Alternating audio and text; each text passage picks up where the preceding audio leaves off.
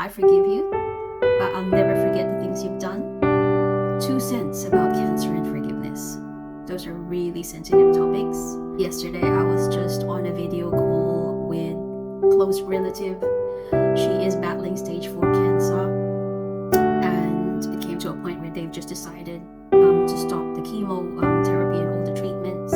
She's pretty much ready to just rest and I think pretty much depart this world. But it is just sad to know that there's still some other people, unfortunately, even relatives or family members who's not bestowed that forgiveness up until this point.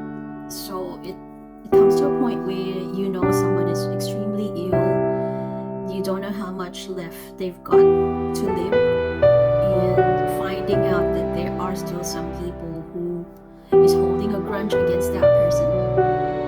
And for me, being a Christian for so many years, I've learned about forgiveness the hard way. It is something that you can easily say, yeah, I forgive you, but I'll never forget the things you've done. And it took years for me to understand what that all means. So if you're watching here, feel free to scroll. But as a woman of faith and as a Christian, the fact that I have sought forgiveness from God, and I do believe that Jesus died for my sins and has forgiven me, washed me clean. I even remember sharing this many times before, that if I would just look at myself a few years back before I came to Christ, I would always describe myself as this dirty piece of rag. But Jesus washed me clean. I would like to claim white as snow. Not that I'm saying that I'm perfect, but there are no condemnations with Jesus.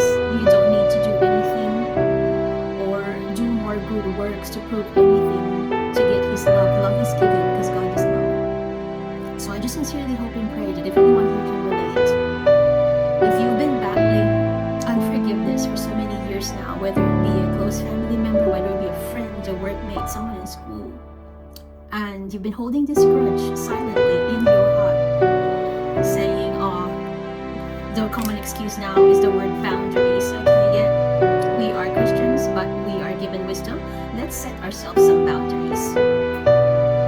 If that's the case, I don't think God can forgive me then. Because then, what if Jesus says, I'm setting myself boundaries, Z, sorry, you're not a part of my forgive this person list. So if God has forgiven me for everything I've done wrong, has washed me of all my sins because I accept Him, I declare that I'm a sinner, I need you, Jesus, as my Lord and Savior. I know you died on the cross for me and for the whole world, for the atonement of sins. If God can do that, and if God has forgiven me, who I am not to forgive other people.